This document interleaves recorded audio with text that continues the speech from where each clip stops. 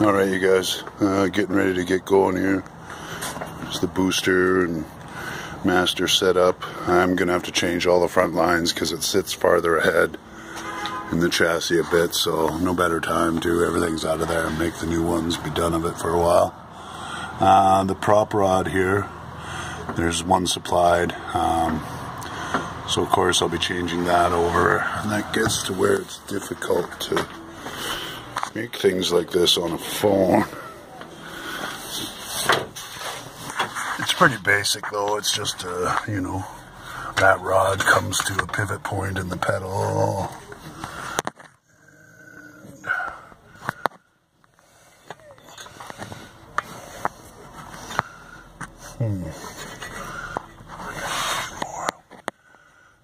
Oh yeah, there it is right there, look at that. So that's the bolt, just comes out. Yeah, we'll change that out. There's a part that's integral on the master, so I think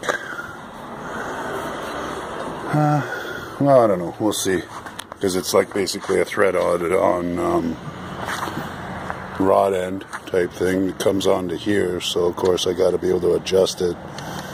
Oh yeah, that's a lot of movement though, so yeah, I think I'll just take the old one out, mount that up, and alright, first little dilemma here is with that rod coming off the pedal, the only way that I can really see to easily adjust it will be from this end off, so I'm going to have to get in there, take off their cotter pin, and set it up that way, and then I'll take up the slack at this end, and I'm sure that's going to work out a bunch easier. Yeah, that was a bunch easier, alright. Had to take the whole master booster setup off and on about 4 times to get it set where I want, and then to also then finalize the boot on.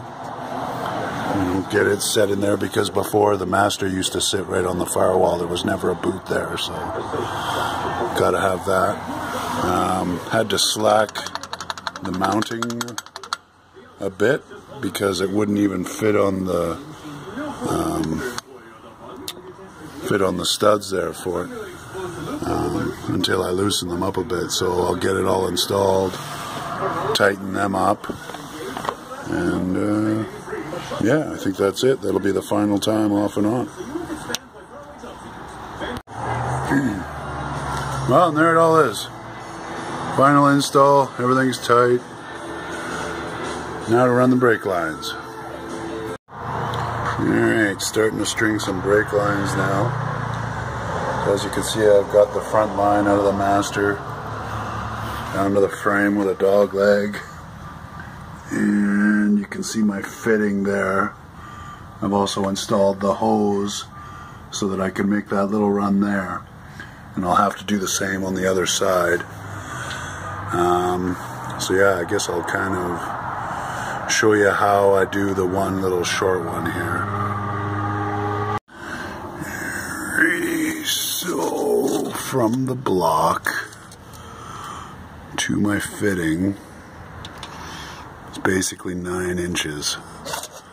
So I'm going to take a chunk 10 inches long, maybe even a little more, 11, because I got a couple bends to make. I got to bend it from here to reach that way. And then it's pretty much a straight shot, so I'll probably do it in, well, I'm still going to do it in 11 inches. So just looking at the one bend there, the first bend, I know I got to come about, I don't know, 15 degrees or so. So I'll make this one bend here. I'll fit it. We'll see what we got from there.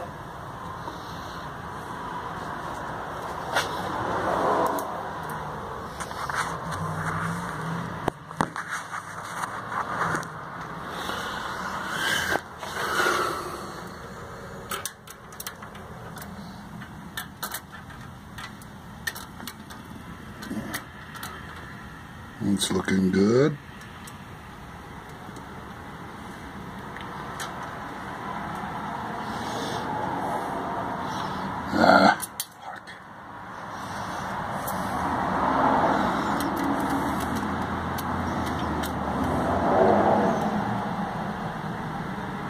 It's going to be fairly level, so now all I got to do is make a bend to fit the pipe into the end of the soft line there. Alright, so now I got my mark made. I got to cut it. These little tubing cutters are the best things in the world for this kind of work. I'm trying to use some great big ugly cutters. It's going to be a pain. So we get it on there, get it tight, make a couple revolutions.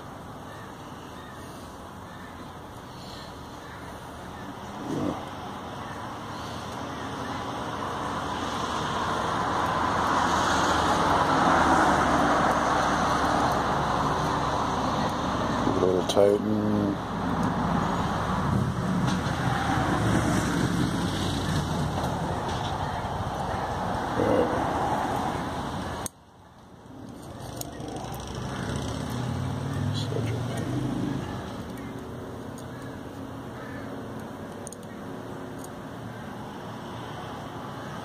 Make sure you're cutting straight. If you see one nice line all the way around, right there in the jaw, you'll know you're good.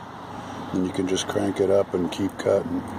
If you start seeing it walk almost like, so it looks like threads, then you're not getting a good cut.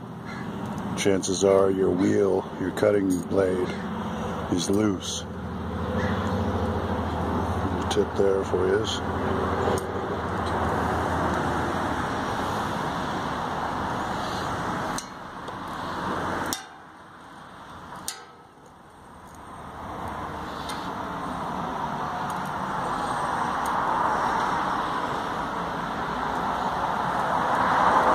Start to feel when it's getting close. Like right now it's getting really close. About one more turn here, another break.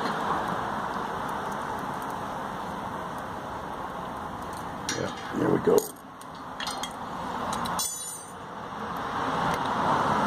Well, it's clean enough cut. Some guys will say you got to deburr all that. I don't think so.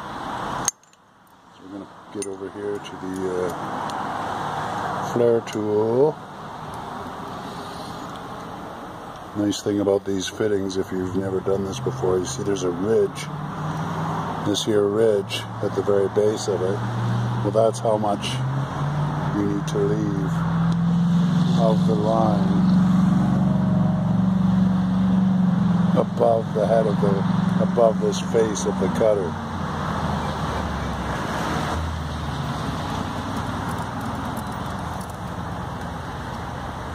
Chip down, we're good. I want to give these guys a good little cinch, so a lot of time I just use the tool handle just to give them that extra bit. If your tool's getting old too, you want to make sure this is nice and level, because you don't want an off level flare type thing, because then it'll make it not be nice and perfect. Hopefully this one goes right so I don't have to show you a mistake. So this is the first part you use first, this anvil or whatever you call it, with the tool, or with the flare bit there, because that's what's going to make it kind of a, it's how you get a double flare, is by doing it this way.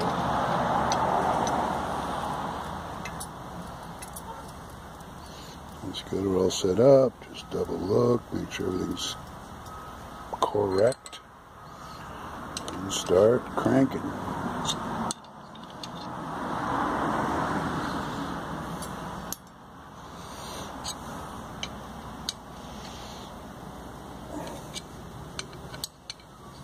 Oh shit. I didn't put my other fitting on.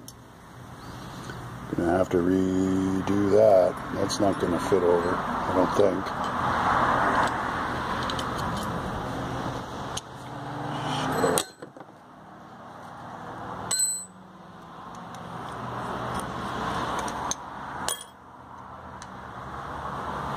Yeah, I don't think so. Oh well. Take two here in a second. Alright, so take two here. I left a little room anyway, but that's the chunk of flare I had to cut off what was started. You could see it just starting to bulb out there. And so you want to make sure to put your fitting on the right way with the threads to the end. Now I've got it at the shoulder again. It's to the depth setting indicated by the tool.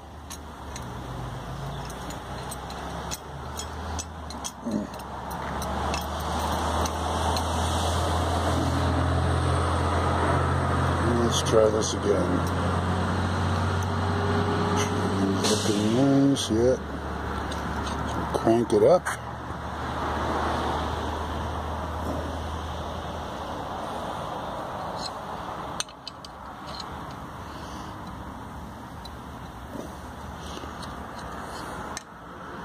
Good and tight. So that face of the tool meets the face of the vise. Give it an extra cinch just to be sure.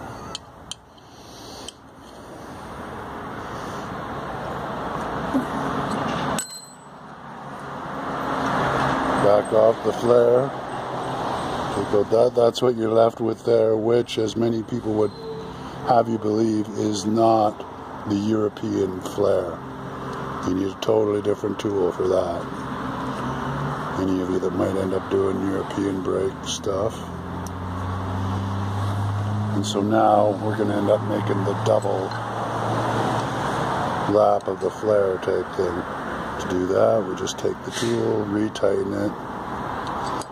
This here is where I like to really take a good look and make sure things are nice and even, although there's not much you could do except cut that off and start over.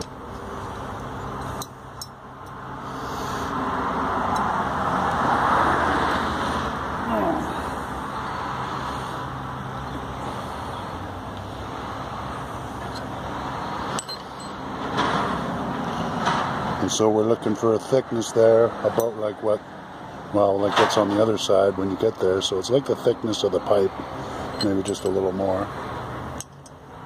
I'd say that's good.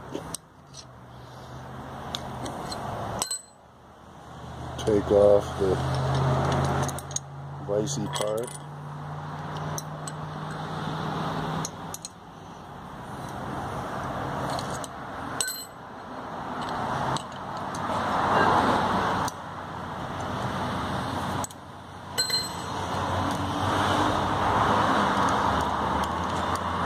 Undo the tool, take it out, and that's a nice even flare. Good face there to fit into whatever, the positive, because that's about the same shape as you'll have it.